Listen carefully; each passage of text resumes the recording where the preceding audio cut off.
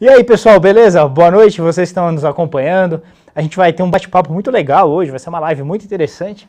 A gente vai falar sobre um assunto extremamente relevante, vamos falar sobre as opções de investimento que a gente tem agora com uma taxa de juros bem mais baixa do que a gente teve nos últimos anos, né? Lembra que há uns 3 anos a gente trabalhava com uma Selic de 14,5%. Essa Selic foi baixando. E hoje a gente está na casa dos 5%, a gente vai dar uma olhadinha em como é que estão os títulos públicos, né, negociados aí para até 4 anos, e a gente vai ver que está tudo muito magrinho. E nós, brasileiros, não estamos nada acostumados com isso, né? Então vamos discutir um pouquinho quais são as alternativas para a gente continuar com uma carteira que seja suficientemente rentável. E para isso, nada melhor do que trazer aqui o nosso convidado, o professor Antônio Lanzana, professor aqui do Mundo Financeiro, professor da USP, professor da FIP, né, um professor muito conhecido aí no mercado e que aceitou conversar com a gente sobre esse tema. Acho que a gente vai se divertir bastante essa noite. Professor Lanzana, seja bem-vindo. Obrigado, Felipe. É um prazer estar aqui com vocês, discutindo esse momento particularmente novo no Brasil, onde a gente está enfrentando, olhando uma economia aí com taxas de juros jamais vistas na experiência do mercado financeiro brasileiro. Muito obrigado pelo convite. Legal, muito bom.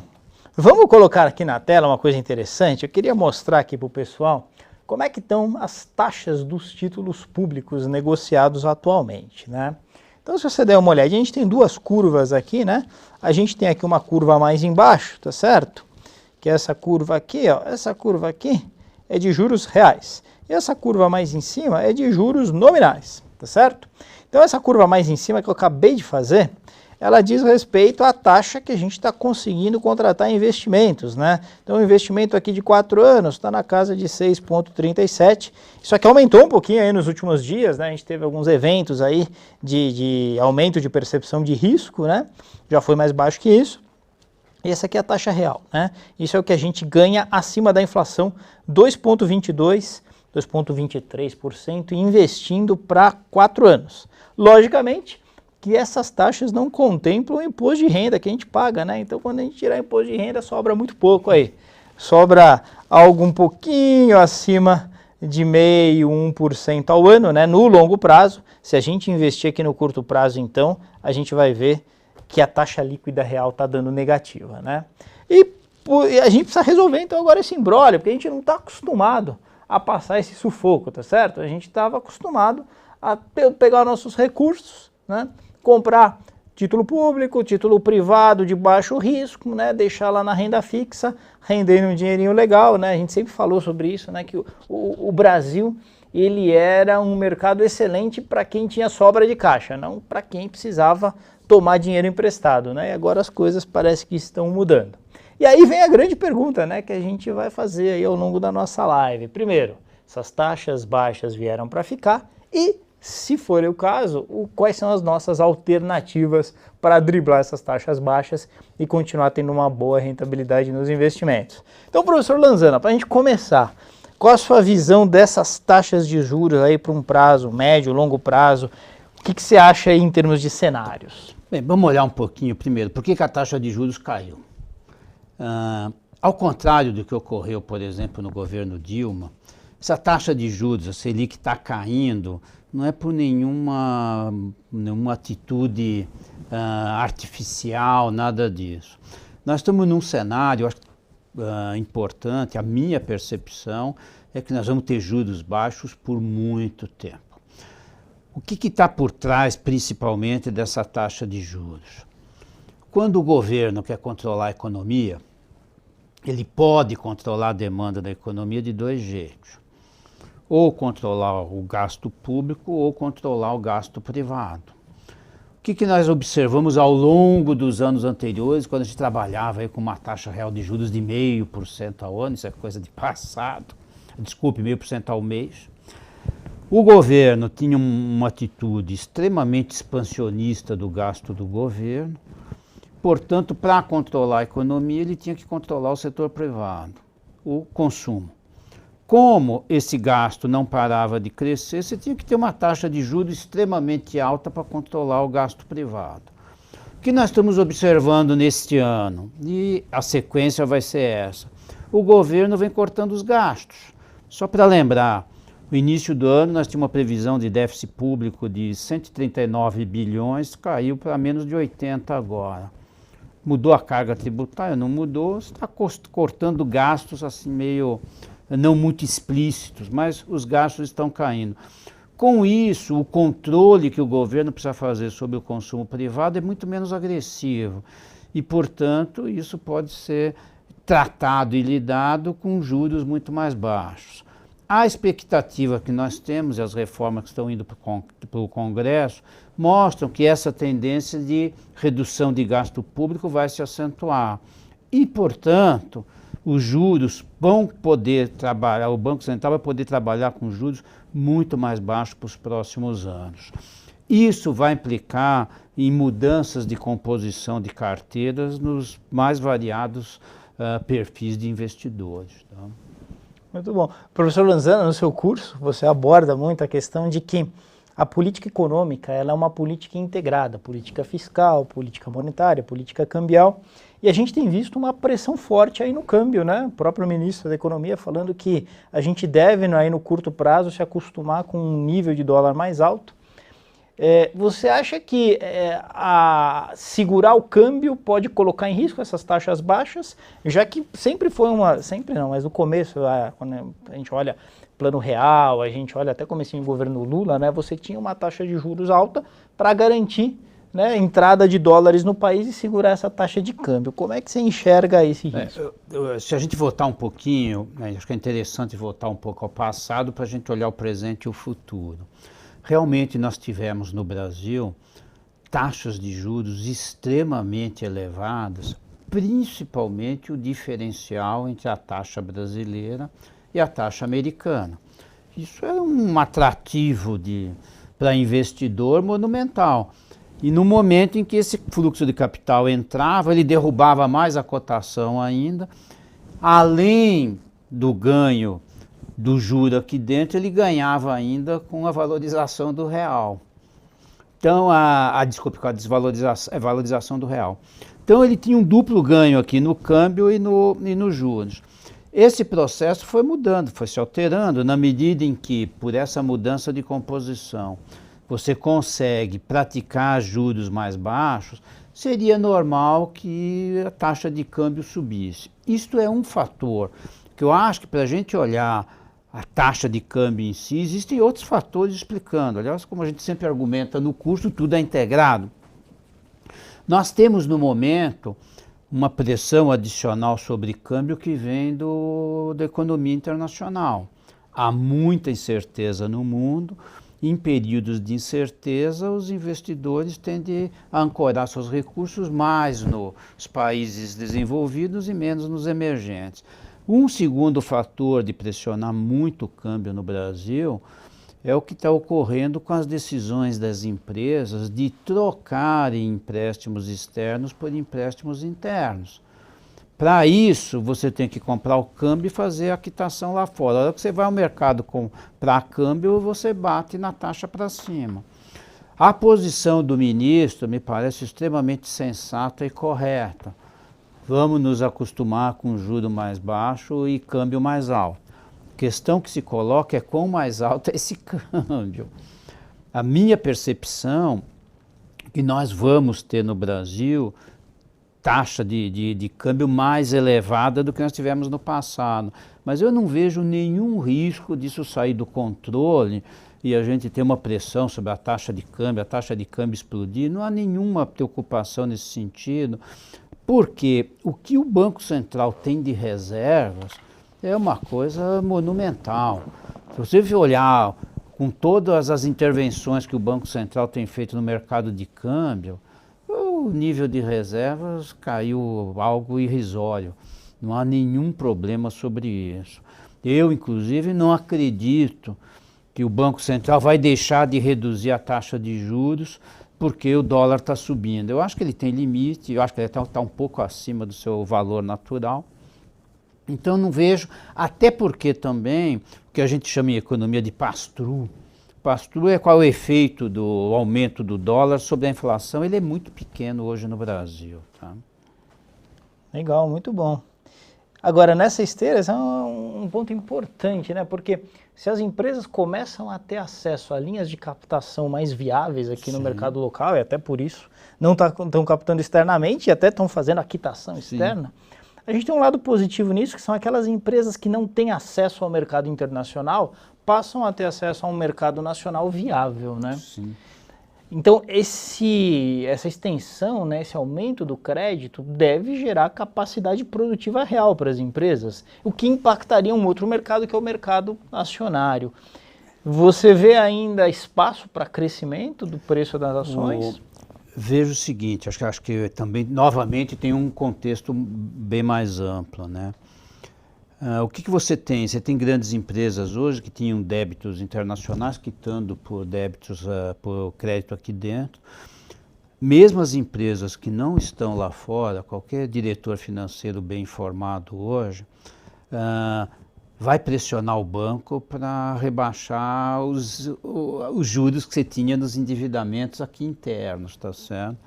O que a gente tem percebido também, há um interesse crescente das empresas em ir para o mercado de capitais. Então, eu colocaria hoje o mercado acionário como uma opção bastante interessante, porque a expectativa que nós temos, inclusive, é que a economia vai se acelerar razoavelmente o ano que vem. Aliás, se a gente pegar os dados bem mais recentes, ela já está se acelerando. Se fizer um gráfico bonitinho, uma comparação, pega o PIB do Banco Central, os indicadores de comércio industriais, eles viraram e estão indo bem, além do que está indo bem também o mercado imobiliário, principalmente aqui em São Paulo. Então eu estou vendo o mercado acionário é uma tendência que eu acho que é de crescimento num quadro de juro real muito baixo, negativo se você olhar o imposto de renda em algumas aplicações, e você tem uma expectativa de mercado acionário em expansão, porque as empresas, se você olhar, as empresas se reestruturaram financeiramente, boa parte delas, estão em condições de crescer e o país vai ter um crescimento, nós estamos trabalhando aí com 2,5% de crescimento, que a gente não vê no Brasil há 5, 6 anos. Muito bom, e o interessante é que isso pode gerar uma estabilidade política, o que alonga esse ciclo de crescimento, né? Eu acho que hoje nós temos uma situação bastante interessante. Se você fizer um flash, assim, um corte, você fala assim, a economia está dando sinais de melhora e a política está muito confusa. Tem a confusão do presidente, dos filhos do presidente, os pronunciamentos inoportunos, tem tudo isso daí. Agora, o que a gente tem percebido, eu tenho conversado até com analistas políticos, houve uma dissociação, a economia vai tocar, a economia vai indo, o Congresso assumiu uma postura de maior protagonismo, o presidente não quer discutir nada do toma lá da cá, e o Congresso está assumindo, já assumiu a reforma da Previdência, vai avançar, não 100% na reforma administrativa.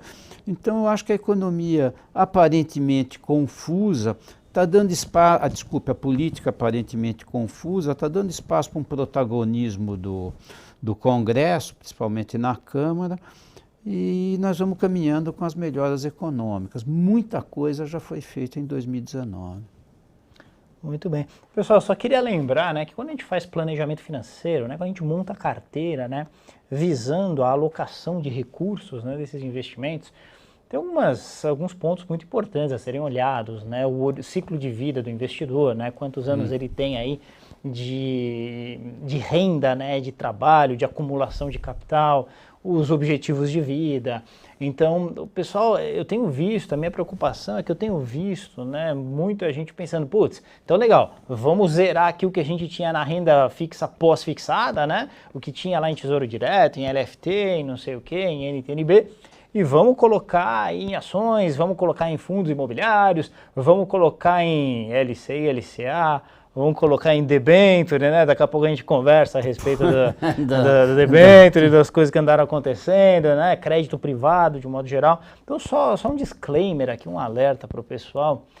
A ideia é fazer a diversificação de carteira, né? Então pegar alguns ativos, né, uma parte do capital e alocar em ativos no qual a gente assume um risco um pouco maior, mas isso dentro de uma diversificação de carteira, né? E dentro do perfil do investidor que a gente está olhando, né? Se você é um investidor, você tem que olhar o seu perfil de risco, né? Os seus objetivos, o seu horizonte de acumulação de capital, e aí tomar uma decisão, mas uma decisão diversificada. Jamais zerar aquilo que está numa taxa baixa e colocar em ativos de risco, porque agora precisa rentabilizar bastante. Então, tudo isso tem que ser feito com cuidado, né? No sentido de diversificar legal. E aí você falou a respeito do setor imobiliário, né? Sim. Que parece que a bola da vez é fundo imobiliário, está todo mundo falando em fundo imobiliário, que seria uma bela de uma opção nesse momento. Lembrando que fundo imobiliário não é renda fixa, né?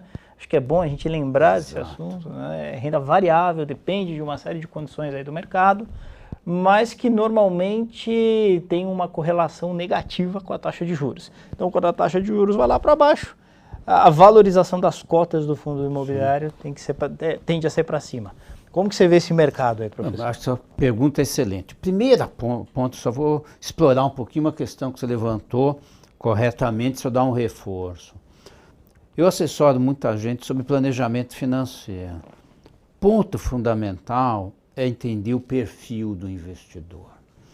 Eu acho assim muito medíocre quando vem um jornal e fala assim, olha, a recomendação é 50, 30 e 20. Pô, cada pessoa tem um perfil, cada pessoa tem uma necessidade, cada pessoa está numa idade. Você não pode generalizar o que é uma carteira adequada e dar para todo mundo igual. Acho que esse é um primeiro ponto. Olhando os diferentes perfis, eu encontrei muita gente que a disposição de correr risco é zero. Não quero correr risco nada, eu só aplico onde tem fundo garantidor de crédito, onde tem renda fixa, eu não quero saber de mais nada. Duas opções para esse perfil. Ou você muda o perfil, ou então você vai começar a ter rendimentos muito baixos, em algumas coisas até negativos. Você não quer mudar o perfil, é isso daí. Nós, como consultores, nós não podemos induzir uma pessoa a correr um risco e depois ele chega à noite em casa e não dorme direito, porque os papéis dele podem estar subindo ou descendo. Então, acho que esse é um primeiro ponto.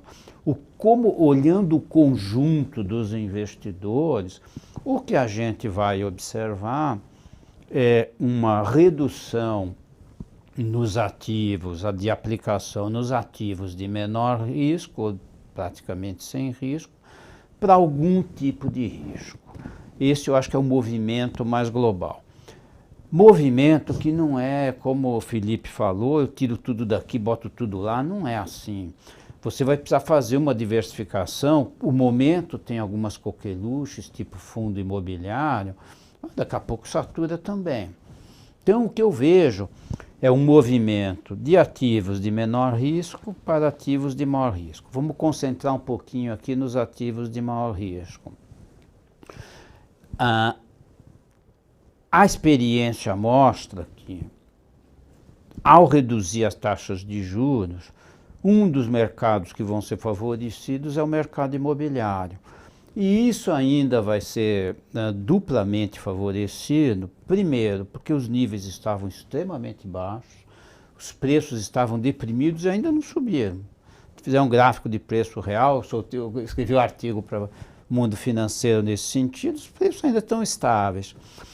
Agora, há financiamentos novos muito mais baratos do que a gente tinha anteriormente. Isso também é um incentivo à aquisição, aliado a um período de vacas muito magras que foram caracterizados. Então, esse é um mercado que vai crescer, com certeza vai crescer. Agora, quando a gente fala em fundo imobiliário, tem vários tipos de fundo. Tem uns que é fundo de aluguel de imóveis, fundo de aluguel de galpões, fundo de recebíveis. Precisa olhar um pouquinho a composição. A tendência é o que está ligado ao mercado imobiliário e bem, essa é uma tendência. Tá? Um segundo mercado que vai ser favorecido, como nós comentamos anteriormente, também é o mercado acionário. Agora, aí tem algumas questões que me parecem importantes.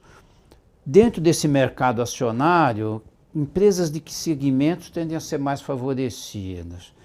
Num prazo mais curto, são empresas produtoras de bens de consumo duráveis. Por que isso? Porque quem está alavancando e vai alavancar o crescimento do Brasil no curto prazo é crédito. E crédito vai puxar e vai. Se você olhar os dados mais recentes, estavam ruins, melhoraram muito a produção de automóveis, eletroeletrônicos, começando a puxar pelo crédito. Numa visão de médio prazo, empresas ligadas à infraestrutura também vão bem. Nós temos hoje no Brasil uma péssima infraestrutura, porto, aeroporto, rodovia, ferrovia, está tudo arrebentado no país inteiro, que é uma péssima informação. A boa informação é que isso vai alavancar crescimento para o Brasil. Nós conversávamos há pouco aqui, nós temos um ministro de infraestrutura extremamente competente, extremamente realista, produzindo projetos adequados para atrair principalmente capital estrangeiro. Agora, eu acho que essa mudança de perfil, ela é um processo que vai ocorrendo. O que eu acho que é uma mudança importante para se pensar na gestão de recursos financeiros é o período com que você vai precisar consultar ou trocar ideias ou tomar decisões. O que se fazia algum tempo atrás? Eu compro um CDB, uma letra de câmbio de 3, 4 anos e deixo meu dinheiro dormindo lá. Beleza, eu ganho 4, 5% real ao ano, livre de imposto, quer dizer, ganhava, livre de imposto de renda e tudo mais. Agora, você vai para um fundo imobiliário, você vai ficar lá até quando? Você vai para ações, concentrei em bens duráveis, daqui a pouco a economia começa a multiplicar e os bens duráveis, você vai ter que fazer uma gestão de acompanhamento disso. Então eu acho que as informações, o acompanhamento do mercado financeiro vai ter que ser muito maior do que era antes. Isso é uma mudança de paradigma importante na média das composições de carteiras no mercado financeiro. Legal. O que acaba sendo um privilégio para quem está no mercado financeiro, porque antes é aquela história, encostava a barriga lá na taxa Selic e vamos embora. Né? Agora a gente precisa buscar ativos que tenham um bom potencial de valorização, ou seja, sejam bons ativos, mas que não estejam caros, né? Esse vai ser o grande desafio. Eu acho que uma coisa que precisa assim, ficar muito claro, você saiu de uma situação de comodismo, eu compro uma letra de câmbio, uma LCI, uma LCA de 3, 4 anos, deixo aí, vou dormir, vou para a praia pescar e está rendendo uma montanha.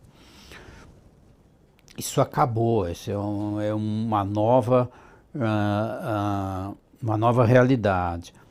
Ao você mudar esse perfil de aplicação, algum grau de risco você vai correr. Lá se tinha algum grau de risco, muito pouco. Antigamente, quando não tinha o FGC, você ainda tinha um risco maior. Hoje o risco é menor, mas tirando algumas aplicações que não tem FGC, o risco ainda existia. Ao olhar agora, o que eu acho que vai se precisar, você vai embutir na sua carteira, a maior parte dos investidores, algum grau de risco. Primeiro, qual o grau de risco que você está disposto a correr? Você não pode correr um risco enorme e depois parar no encorpe porque seu coração não aguentou. Tem que ter uma consciência disso. Um ponto que o Felipe levantou que me parece muito importante, diversificar ajuda bastante. Diversificação ajuda bastante. Agora, o acompanhamento é contínuo. Não dá mais para você comprar um título de 3, 4 anos e só começar a se preocupar 3, 4 anos depois. Isso acabou. Você vai precisar acompanhar e fazer uma gestão dos seus ativos de forma mais frequente. Legal, pessoal, se vocês tiverem dúvidas, manda pra gente aí no feed, né? Pode fazer as perguntas, a gente vai respondendo aqui ao vivo. O que não dá para responder ao vivo, depois a gente se compromete a mandar para vocês, legal? Agora, nessa linha, né, que a gente estava conversando, né, a respeito do acompanhamento, né, a respeito dessa nova dinâmica, né, que a gente vai ter que viver, a gente o pessoal tem falado muito da migração também para fundos de crédito privado, né? O fundo de crédito privado, ele acaba sendo interessante porque ele faz uma diversificação natural, comprando alguns ativos dentro de uma carteira, né? Mas mesmo assim a gente precisa ter em mente que pode haver flutuações na cota, porque às vezes os investidores eles acham que é uma renda fixa normal, né, quase tudo pós-fixado, mas não atentam para a questão do risco de crédito, né? Recentemente a gente teve a notícia, né, da rodovias Tietê, né? Então os caras ficaram inadimplentes mesmo e os fundos que têm o papel estão marcando a mercado como zero. Então a gente teve uma cota negativa, aconteceu aí, cota negativa. Então a gente precisa estar começando a se preparar para esse tipo de coisa. E o segundo ponto, né, com a difusão dos agentes autônomos, o mercado de agentes autônomos, a gente percebeu também um pessoal bastante chateado, né, porque a gente interage com o pessoal do mercado e tal. Então investidores chateados dizendo o seguinte, putz, falaram para mim que era baita de um papel, não sei o que e tal, e eu coloquei lá 50% do meu capital, 80 mil reais, eu coloquei, o cara tinha 160 pau aí, mais ou menos, e 80 pau ele colocou naquele papel, né? E aí virou pó, né? A gente não sabe os desdobramentos, né? Isso vai depender de uma série de questões, mas se você olhar para o PL dele agora está marcado como zero ou algo muito próximo disso, né? Então, eu ressalto novamente essa questão da diversificação, a importância de você migrar para ativos com risco, analisando esse risco, né? E numa fração pequena do seu capital, né? Porque senão, é o que o professor falou, a gente não dorme direito mais, vai né? parar no Encora ainda. Então, acho que esse ponto importante da diversificação usando fundos é interessante, né? E muito cuidado com os papéis isolados que não tem o FGC, o Fundo Garantidor de Crédito. Lembrando que a debênture não é coberta pelo Fundo Garantidor de Crédito, né? LCI, LCA, são papéis, CDB, são papéis cobertos pelo FGC, então continua valendo aquela estratégia, até 250 mil que está, né? 250 mil no vencimento, limitado ao total de 1 milhão, né? Pois é, até esse valor para o investidor é bem mais seguro, então a gente continua recomendando, né, que sempre se olhe isso com bastante cautela, sempre com a garantia do Fundo Garantidor de Crédito, ou se optar por um CRI, por um CRA, por uma debenture, com a devida análise do risco daquele papel e uma fração do capital que seja sustentável, né? Que a perda seja sustentável sem que ninguém perca o sono aí, né? Eu acho que uma questão importante do que você está comentando, Felipe, é o seguinte. Mesmo quem tinha assim, um pouco de visão mais de mercado, mesmo no período de juros elevados, era comum ele fazer alguma diversificação com papéis pós-fixados e pré-fixados. O que aconteceu no Brasil? Os juros caíram muito mais rapidamente do que se previa. Então tem muita gente ainda com papel pré-fixado com 12%, 14%, que está num paraíso total. Essa pré-fixação, agora, qualquer papel novo está embutido toda essa expectativa de ganho mais baixo. E ao você comprar um papel pré-fixado, o risco é pequeno, mas ele também existe. Suponha que você compre um papel pré-fixado daqui 4, 5 anos. Aí você tem uma balbúrdia na eleição de 2022. A inflação sobe, seu dinheiro vira pó. Então, tudo tem o risco, tudo justifica uma diversificação, que é uma forma de tentar aproveitar o momento, os ganhos que as empresas vão ter, os mercados que vão se desenvolver, fazer uma diversificação e aproveitar essa bolha mais do ganho das empresas do que propriamente das taxas de juros. Legal, acho que como um último assunto, o pessoal tem me perguntado muito quando é que vai vir o capital estrangeiro de uma forma mais poupuda, né? Porque se acredita que, e a história tem mostrado isso, que a Bolsa brasileira é bastante suscetível, né, à entrada de capital estrangeiro. Você já comentou que a gente vive um momento meio delicado de percepção de risco no mundo, né? E você tem o chamado flight quality, né? Todo mundo vai para os mercados mais considerados mais seguros. Você tem alguma expectativa em relação a essa entrada de capital que poderia dar uma pressão de demanda por os ativos e uma alta de preços? Vamos lá. Eu acho que tem vários fatores que precisam ser ponderados aí nessa questão. Primeiro deles, cenário internacional. O que está se vendo no mundo hoje? Um mundo meio morno para 2020, não melhora, não piora, não há agravamento das coisas, nada disso. Olhando aqui para dentro, o que o investidor está olhando, que eu acho que são 2 pontos importantes. O primeiro, como é que as reformas vão avançar no Congresso brasileiro, principalmente uma, que não acho que é a tributária, é a administrativa. Essa reforma, se passar 50% do que o Guedes está propondo, é um avanço monumental. Por causa dos gastos do governo? Gastos do governo junto com a Previdência que já passou, isso é uma nova dinâmica para a questão fiscal brasileira, isso é um dado importante para o investidor. O segundo ponto, que eu acho que já vai começar a vir o ano que vem, principalmente com capital da China, são bons projetos de infraestrutura.